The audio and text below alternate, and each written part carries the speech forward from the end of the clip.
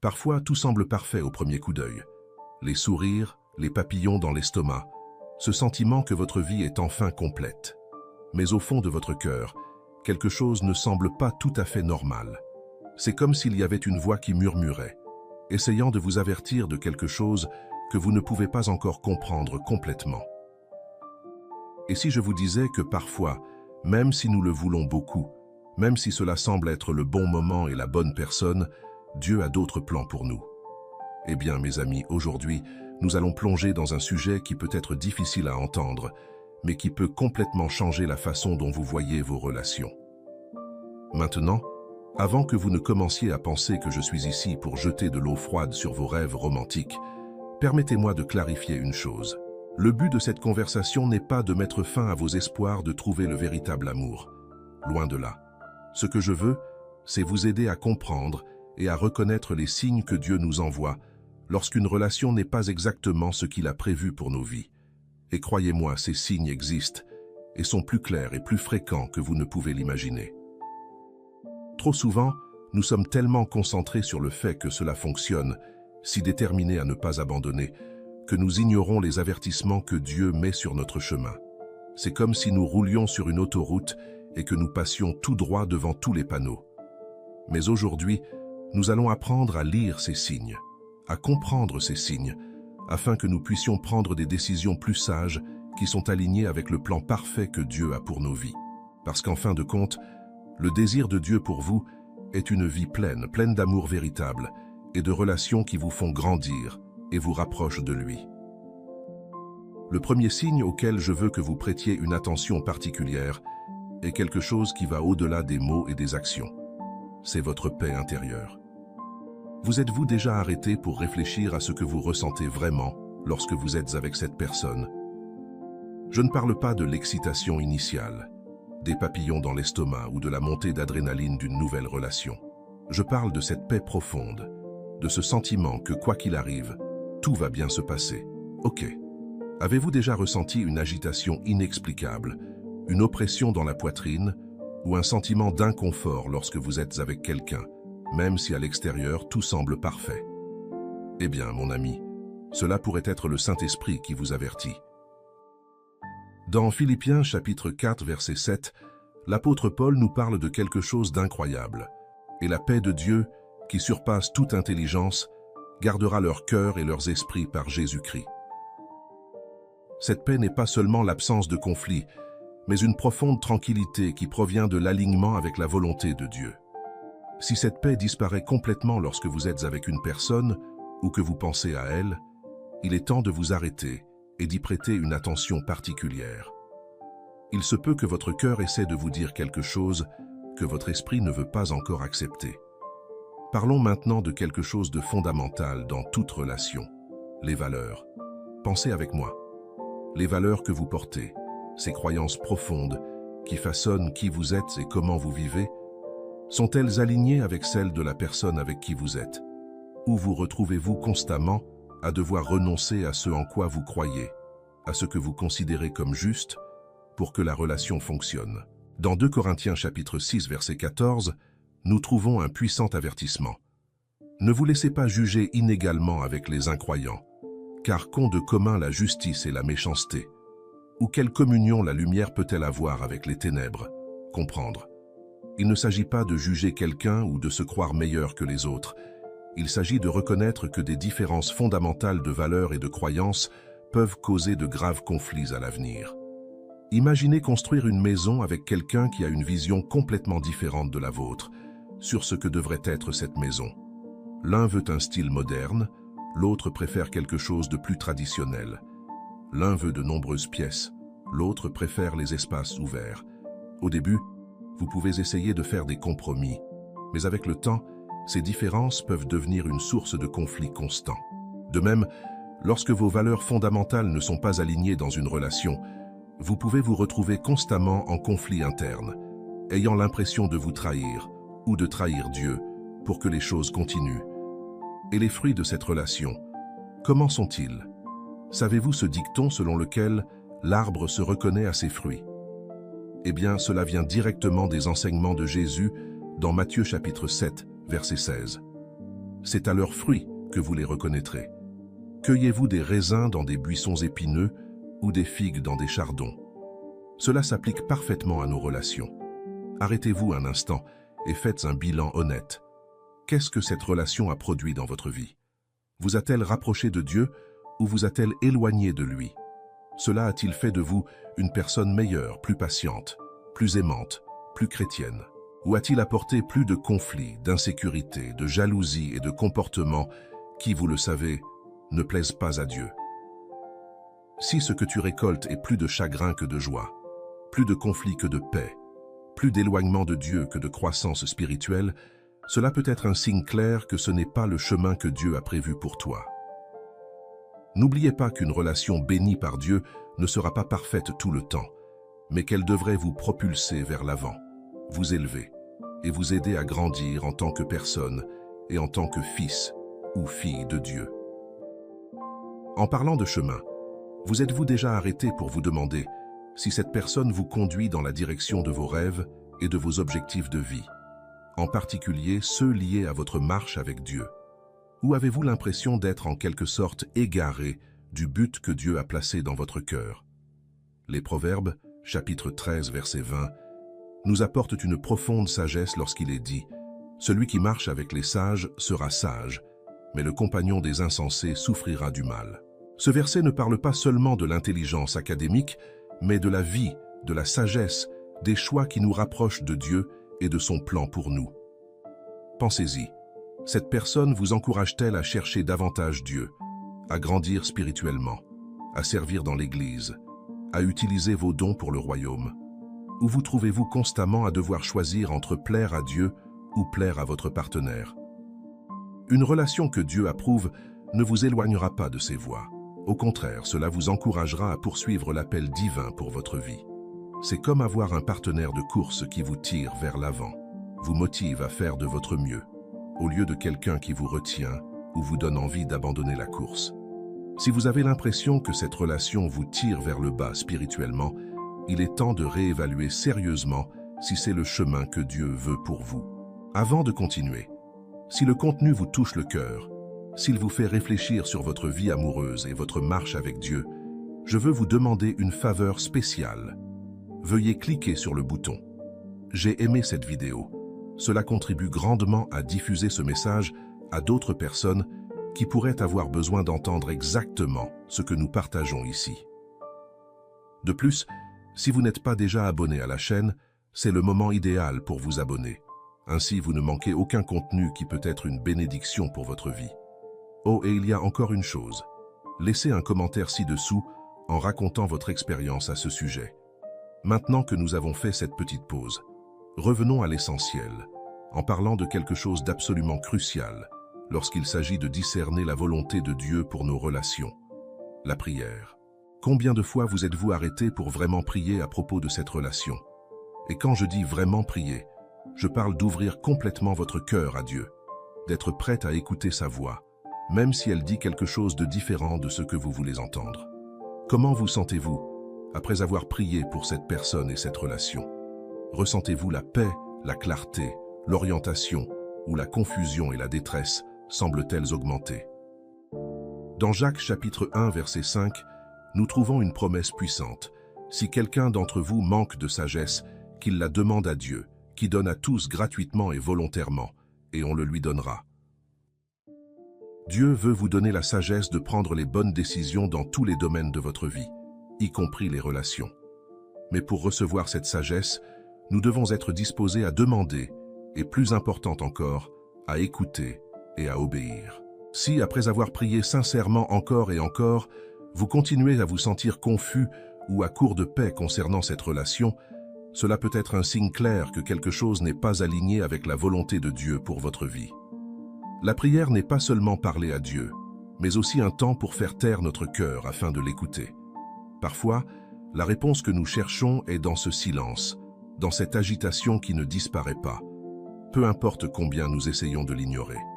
En parlant d'écoute, nous ne pouvons en aucun cas ignorer les conseils des plus expérimentés dans notre voyage. Vous savez, ces personnes que vous respectez, qui ont une marche solide avec Dieu, qui font preuve de sagesse dans leur propre vie et dans leurs relations.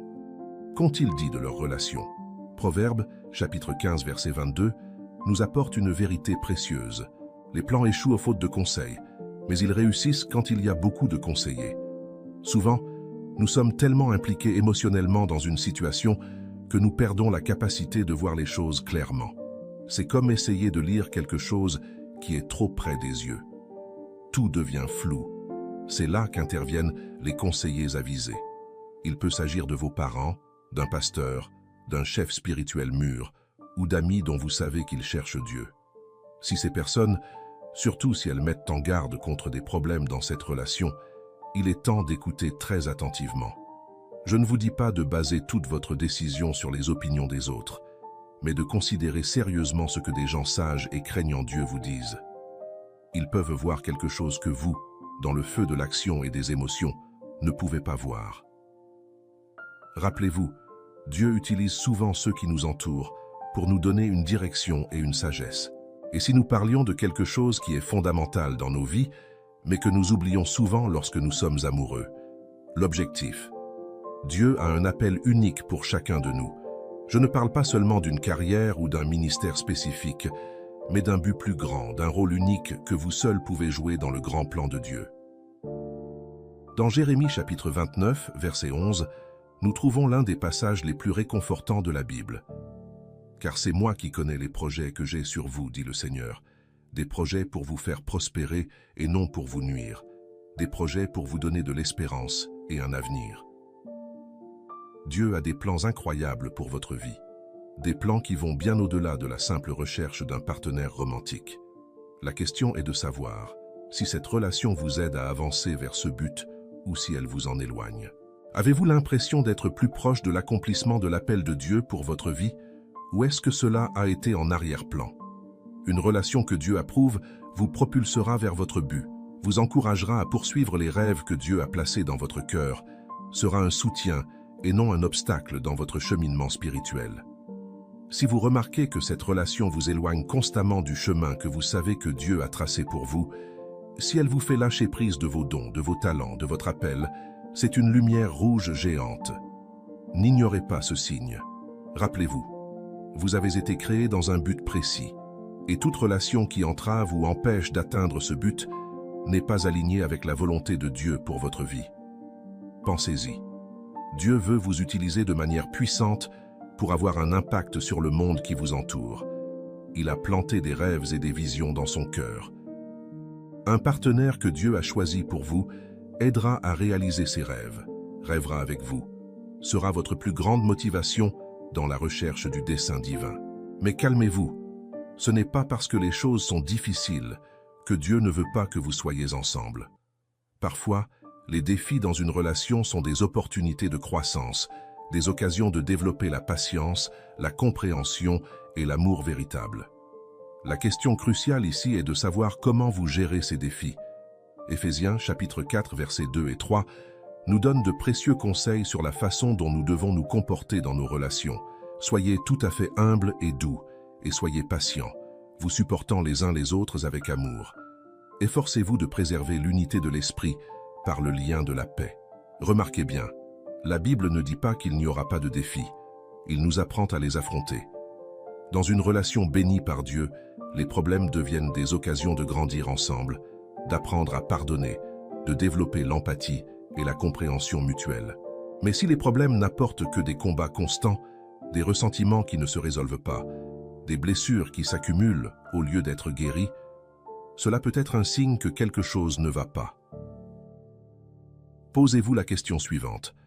Après chaque défi ou conflit, en ressortez-vous plus unis ou plus distants?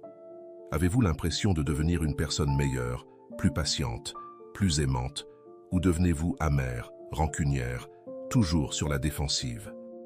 Une relation que Dieu approuve nous façonne à ressembler davantage au Christ, même au milieu des difficultés. En parlant d'union, vous êtes-vous déjà arrêté pour analyser comment cette relation affecte vos autres relations? Plus précisément, quel est votre lien avec vos amis et votre famille depuis le début de cette relation? Cela peut sembler un petit détail, mais c'est en fait extrêmement important. Parfois, au début d'une relation, cette chose juste nous deux contre le monde peut sembler très romantique, Mais la Bible nous met constamment en garde contre le danger de l'isolement. Dans l'Ecclésiaste, chapitre 4, verset 10, nous trouvons une profonde sagesse. Il vaut mieux avoir de la compagnie que d'être seul, car la récompense du travail de deux personnes est plus grande. Si l'un d'eux tombe, l'ami peut l'aider à se relever. Dieu nous a créés pour vivre en communauté, pas seulement en couples isolés. Une relation saine et bénie par Dieu vous intégrera plus profondément dans la communauté. Elle ne vous isolera pas. Leurs liens familiaux ne s'affaibliront pas. Ils enrichiront leurs amitiés. Ils ne les remplaceront pas. Si vous remarquez que, depuis que vous avez commencé cette relation, vous vous êtes éloigné des personnes importantes de votre vie, que vous avez négligé des amitiés significatives ou que vous avez eu des conflits fréquents avec votre famille, il est temps de s'arrêter et de réfléchir sérieusement. Un partenaire que Dieu a choisi pour vous comprendra l'importance de ces autres relations dans votre vie et vous encouragera à les cultiver et non à les abandonner. Et comment s'est passée votre vie spirituelle depuis que vous avez commencé cette relation? C'est une question qui exige une honnêteté brutale avec soi-même. Vous êtes-vous senti plus proche de Dieu ou plus distant? Votre faim de la parole, votre désir de prier, votre volonté de servir dans l'Église ont-ils augmenté ou diminué? Dans Matthieu chapitre 6, verset 33, Jésus nous donne des indications claires sur nos priorités. Cherchez d'abord le royaume de Dieu et sa justice, et toutes ces choses y seront ajoutées. Cela s'applique à tous les domaines de notre vie, y compris les relations amoureuses. Une relation qui a la bénédiction de Dieu vous rapprochera de lui et non vous repoussera. Cela augmentera votre désir de chercher les choses de Dieu et non de rivaliser avec elles. Si vous remarquez que votre vie spirituelle s'est refroidie depuis que vous avez commencé cette relation, si la lecture de la Bible, la prière et l'engagement dans l'Église ont été relégués au second plan, c'est un signe avant-coureur que vous ne pouvez pas ignorer. Dieu veut être le centre de votre vie et de vos relations. Si cette relation prend la place de Dieu dans votre vie, peu importe à quel point c'est douloureux à admettre, il est temps de repenser les choses. Rappelez-vous, aucune relation humaine, aussi incroyable soit-elle, ne peut ou ne doit remplacer votre relation avec Dieu. Abordons maintenant un sujet délicat mais extrêmement important, l'attirance physique et l'intimité. Dieu a créé le désir sexuel, et c'est quelque chose de beau et de puissant dans le contexte qu'il a établi, le mariage. Mais si vous avez l'impression d'être constamment poussé à aller au-delà des limites que Dieu a clairement définies dans sa parole, c'est un problème sérieux qui ne peut être ignoré. Dans 1 Thessaloniciens chapitre 4, versets 3 à 5, nous trouvons une ligne directrice claire à ce sujet. C'est la volonté de Dieu que vous soyez sanctifiés. Abstenez-vous de l'immoralité sexuelle. Chacun sait contrôler son propre corps d'une manière sainte et honorable, non pas avec la passion d'un désir effréné, comme les païens qui ne connaissent pas Dieu. Une relation bénie par Dieu respectera ses limites, valorisera la pureté et la sainteté. Si vous vous sentez constamment obligé de compromettre vos valeurs dans ce domaine, s'il y a un manque de respect pour les limites que vous avez fixées sur la base de la parole de Dieu, c'est un signal d'alarme brillant. Un partenaire qui vous aime et vous respecte vraiment comprendra l'importance d'honorer Dieu dans ce domaine de la vie, sera prêt à attendre, à exercer la maîtrise de soi, à mettre le désir de plaire à Dieu au-dessus des désirs physiques. Si ce n'est pas le cas dans votre relation, il est temps d'avoir une conversation sérieuse et, si nécessaire, de prendre des décisions difficiles. N'oubliez pas, Dieu veut le meilleur pour vous dans tous les domaines, y compris votre vie intime. Et les attentes, c'est un point crucial que nous négligeons souvent lorsque nous sommes amoureux. Souvent, nous entrons dans une relation en espérant que l'autre personne comblera un vide en nous, qu'elle résoudra tous nos problèmes, qu'elle sera la solution à toutes nos insécurités. Mais la vérité est que seul Dieu peut combler ce vide. Dans Colossiens chapitre 2, verset 10, il nous est rappelé une vérité puissante. Et vous êtes complets en lui, lui qui est le chef de toute puissance et autorité en Christ. Vous êtes déjà complet. Vous n'avez pas besoin de quelqu'un d'autre pour vous compléter. Une relation saine est composée de deux personnes complètes en Christ qui choisissent de partager leur vie, et non de deux moitiés désespérées cherchant à se compléter l'une l'autre. Si vous cherchez dans une relation humaine ce que seul Dieu peut vous donner, que ce soit la sécurité, la valeur, le but ou l'identité, vous vous exposez à une grande déception. Aucun être humain, aussi incroyable soit-il, ne peut porter le poids d'être tout pour lui. C'est un fardeau que seul Dieu peut porter. Souvent, nous entrons dans une relation en espérant que l'autre personne comblera un vide en nous, qu'elle résoudra tous nos problèmes, qu'elle sera la solution à toutes nos insécurités. Mais la vérité est que seul Dieu peut combler ce vide. Dans Colossiens chapitre 2, verset 10, il nous est rappelé une vérité puissante, et vous êtes complet en lui, lui qui est le chef de toute puissance et autorité en Christ. Vous êtes déjà complet. Vous n'avez pas besoin de quelqu'un d'autre pour vous compléter. Une relation saine est composée de deux personnes complètes en Christ qui choisissent de partager leur vie, et non de deux moitiés désespérées, cherchant à se compléter l'une l'autre. Si vous cherchez dans une relation humaine ce que seul Dieu peut vous donner, que ce soit la sécurité, la valeur, le but ou l'identité, vous vous exposez à une grande déception. Aucun être humain, aussi incroyable soit-il, ne peut porter le poids d'être tout pour lui. C'est un fardeau que seul Dieu peut porter. Une relation bénie par Dieu vous indiquera qu'il est la source de tout ce dont vous avez besoin et n'essaiera pas de prendre sa place dans votre vie. Réfléchissez honnêtement. Vos attentes pour cette relation sont-elles réalistes et saines? Ou mettez-vous un fardeau injuste sur l'autre personne? En parlant d'attente et d'être vous-même, vous êtes-vous déjà demandé si vous êtes vraiment authentique dans cette relation ou si vous essayez constamment de vous modeler, de changer qui vous êtes pour plaire à l'autre? Psaume, chapitre 139, verset 14, nous rappelle une vérité précieuse. « Je te loue parce que tu m'as fait d'une manière particulière. Vos œuvres sont merveilleuses. Je le dis avec conviction. Dieu vous a créé unique, avec vos propres caractéristiques, goûts, rêves et personnalité. Une relation qui a la bénédiction de Dieu célébrera qui vous êtes et n'essaiera pas de vous transformer en quelqu'un d'autre. Bien sûr, chaque relation implique un certain niveau d'adaptation et d'engagement. Mais il y a une grande différence entre faire de petits ajustements pour l'amour et changer complètement qui vous êtes. Si vous vous sentez constamment obligé d'être quelqu'un que vous n'êtes pas, si vous avez l'impression que vous ne pouvez pas exprimer librement vos opinions, vos goûts ou vos croyances, c'est un signe d'avertissement. Un partenaire que Dieu a choisi pour vous aimera pour ce que vous êtes, appréciera vos bizarreries, vous encouragera à être la meilleure version de vous-même, et non une version fabriquée de ce qu'il ou elle pense que vous devriez être. Rappelez-vous, Dieu vous a créé d'une manière spéciale, et quiconque vous aime vraiment aimera ce vous que Dieu a créé.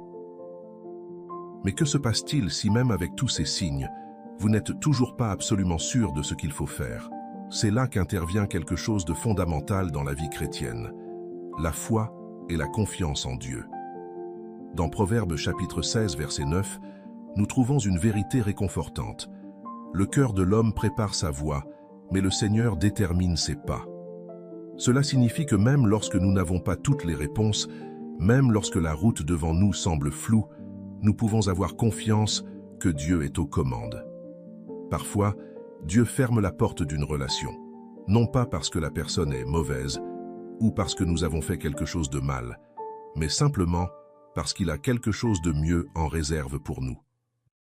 Cela peut être difficile à accepter sur le moment, surtout si nous sommes émotionnellement impliqués, mais c'est dans ces moments-là que notre foi est mise à l'épreuve et renforcée. Faire confiance à Dieu signifie être prêt à abandonner ce que nous pensons vouloir afin de recevoir ce dont Dieu sait que nous avons besoin. Cela signifie croire que même lorsque nous ne comprenons pas pourquoi, Dieu fait tout pour notre bien, comme il le promet dans Romains, chapitre 8, verset 28. Si vous êtes dans ce lieu d'incertitude en ce moment, sachez qu'il n'y a pas d'avoir toutes les réponses. L'important est de garder votre cœur ouvert à Dieu, de continuer à chercher sa direction et d'être prêt à obéir, même lorsque c'est difficile. Et nous ne pouvons pas oublier de parler du calendrier de Dieu. C'est un concept qui nous frustre souvent, surtout lorsqu'il s'agit de relations, mais qu'il est crucial de comprendre. Dans l'Ecclésiaste chapitre 3, verset 1, il nous est rappelé une vérité profonde. Pour toute chose, il y a un bon moment. Il y a un bon moment pour chaque but sous le ciel. Parfois, ce n'est pas la mauvaise personne, mais le mauvais moment. Il se peut que Dieu utilise ce temps de célibat ou cette relation qui n'a pas fonctionné pour vous préparer à quelque chose de plus grand que ce qu'il a prévu. Peut-être travaille-t-il en vous, façonne-t-il votre caractère, développe-t-il des qualités qui seront essentielles dans la relation qu'il a en réserve pour votre avenir. Ou peut-être travaille-t-il sur l'autre personne, la préparant à être prête pour une relation saine. L'important est de faire confiance au timing parfait de Dieu. Il ne s'agit pas d'être passif, d'attendre que l'amour tombe du ciel. Cela signifie continuer à grandir, à se développer, à chercher Dieu et à avoir confiance qu'au bon moment, si c'est sa volonté, il amènera la bonne personne dans votre vie. Rappelez-vous, le timing de Dieu est parfait, même s'il ne coïncide pas avec nos plans ou désirs immédiats. Maintenant, si vous traversez une rupture parce que vous avez réalisé que Dieu ne voulait pas de cette relation, je veux que vous écoutiez cela très attentivement. Ce n'est pas la fin, c'est un nouveau départ. Je sais que ce n'est peut-être pas le cas aujourd'hui. La douleur d'une rupture peut vous faire sentir perdu, confus, voire en colère, mais je veux que vous vous accrochiez à cette promesse puissante que nous trouvons dans Ésaïe chapitre 43, versets 18 et 19. Oubliez ce qui est passé. Ne vive pas dans le passé. Regardez, je fais quelque chose de nouveau. Il est déjà en train d'émerger. Ne le percevez-vous pas? Je trace un chemin dans le désert et des ruisseaux dans ce lieu désolé. Dieu est toujours à l'œuvre dans nos vies, même et surtout dans les moments de douleur et de perte. Il peut utiliser cette expérience pour vous façonner, pour vous enseigner de précieuses leçons, pour vous préparer à ce qu'il a en réserve pour votre avenir. Peut-être que cette relation qui s'est terminée vous en a appris plus sur ce que vous voulez vraiment et ce dont vous avez besoin chez un partenaire. Peut-être a-t-il révélé des domaines de votre propre vie qui ont besoin de croissance et de maturité. Ou peut-être que cela vous a simplement rapproché de Dieu, vous faisant dépendre de lui d'une manière que vous n'aviez jamais expérimentée auparavant. Quoi qu'il en soit, sachez que Dieu peut et va utiliser cette expérience pour votre bien, si vous le permettez. Et pour ceux qui sont célibataires, qui se sentent peut-être anxieux ou même désespérés de trouver quelqu'un, j'ai un message spécial pour vous. Ne désespérez pas. Ce temps de célibat n'est pas une punition. Ce n'est pas une période d'attente inutile. C'est une opportunité précieuse que Dieu vous donne. Profitez de ce temps pour vous rapprocher de Dieu, pour découvrir qui vous êtes en lui, pour développer vos dons et vos talents. Dans 1 Corinthiens chapitre 7, verset 32, il nous est rappelé une vérité importante. Je veux que vous viviez sans souci. L'homme qui n'est pas marié se préoccupe des choses du Seigneur, de la façon de plaire au Seigneur. Cela ne signifie pas que le mariage est mauvais ou que vous devriez rester célibataire pour toujours. Mais cela signifie que le célibat a ses propres avantages et opportunités uniques. Vous avez maintenant une liberté et une flexibilité que vous n'aurez peut-être pas à l'avenir lorsque vous serez dans une relation engagée. Profitez de ce temps pour grandir spirituellement, pour servir dans l'Église d'une manière qui peut être plus difficile lorsque vous avez les responsabilités d'une relation ou d'une famille. Investissez dans des amitiés profondes, explorez vos intérêts, découvrez votre passion et votre objectif. Travaillez sur vous-même, guérissez de vieilles blessures, développez des habitudes saines. Tout cela vous préparera à être un meilleur partenaire lorsque le moment sera venu et, plus important encore, vous aidera à être complet en Christ, quel que soit votre statut relationnel. N'oubliez pas, vous n'avez pas besoin d'une relation amoureuse pour avoir une vie pleine et pleine de sens. Votre identité et votre valeur viennent de Dieu, pas de votre statut relationnel. Rappelez-vous toujours, dans tous les moments, qu'ils soient joyeux dans une relation ou douloureux dans une rupture, l'amour de Dieu pour vous est parfait et complet. Aucune relation humaine, aussi merveilleuse soit-elle, ne peut se comparer ou remplacer cela. Dans Romains chapitre 8, versets 38 et 39, l'apôtre Paul fait une déclaration puissante qui devrait être gravée dans nos cœurs. « Car je suis convaincu que ni la mort, ni la vie, ni les anges, ni les démons, ni le présent, ni l'avenir, ni aucune puissance, ni hauteur, ni profondeur, ni rien d'autre dans la création, ne pourra nous séparer de l'amour de Dieu qui est en Jésus-Christ, notre Seigneur. » Cela signifie que peu importe ce qui se passe dans vos relations terrestres, vous êtes aimés inconditionnellement par Dieu. Lorsque vous comprenez et intériorisez vraiment cette vérité, cela change tout. Cela change la façon dont vous vous voyez, dont vous abordez les relations, dont vous gérez le rejet ou la déception. Vous n'avez pas à vous accrocher désespérément à des relations qui ne sont pas saines par peur d'être seul, car vous savez que vous n'êtes jamais vraiment seul. Vous n'avez pas besoin de compromettre vos valeurs ou de changer qui vous êtes pour plaire à quelqu'un d'autre, parce que vous savez que vous êtes déjà pleinement accepté et aimé par Dieu.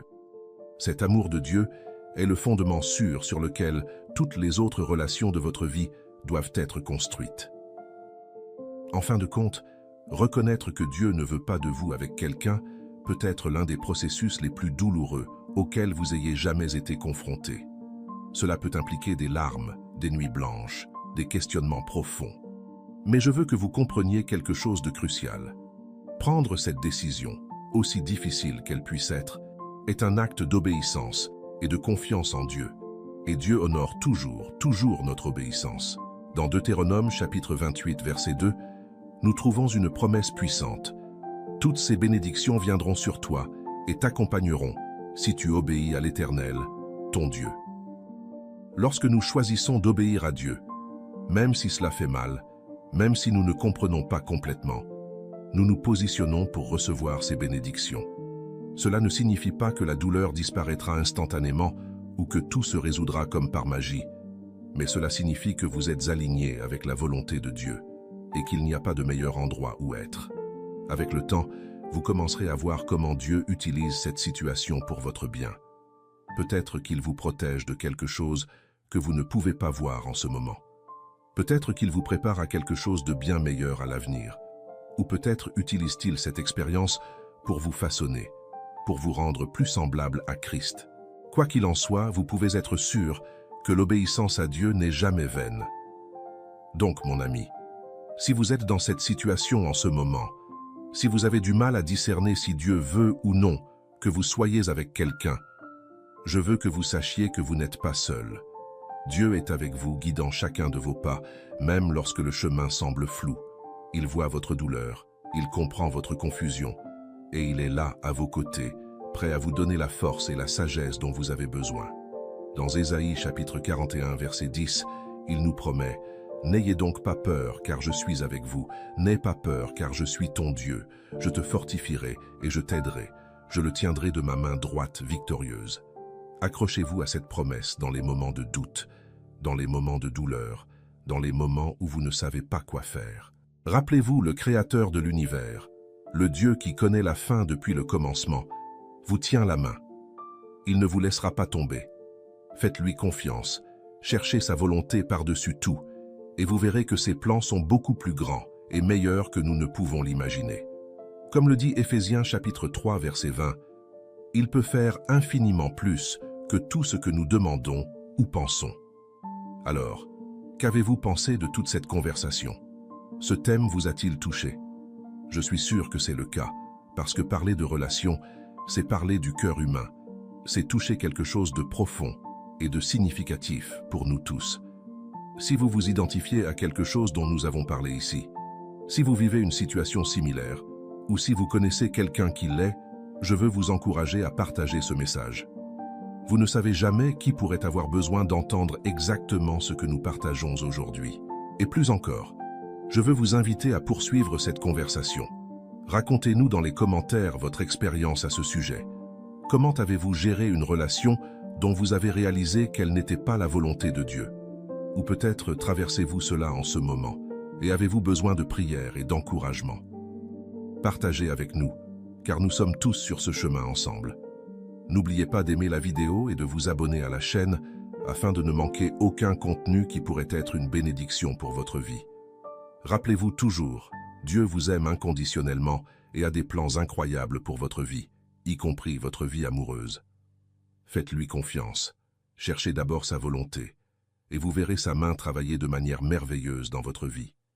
Que Dieu vous aide abondamment et qu'on se voit dans la prochaine vidéo. Vous cherchez la prospérité et l'épanouissement dans tous les domaines de votre vie?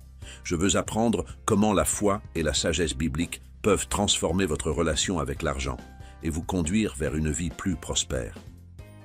Le livre Prospérité avec Dieu vous fournira un guide inspirant et pratique pour entreprendre un voyage vers une véritable richesse.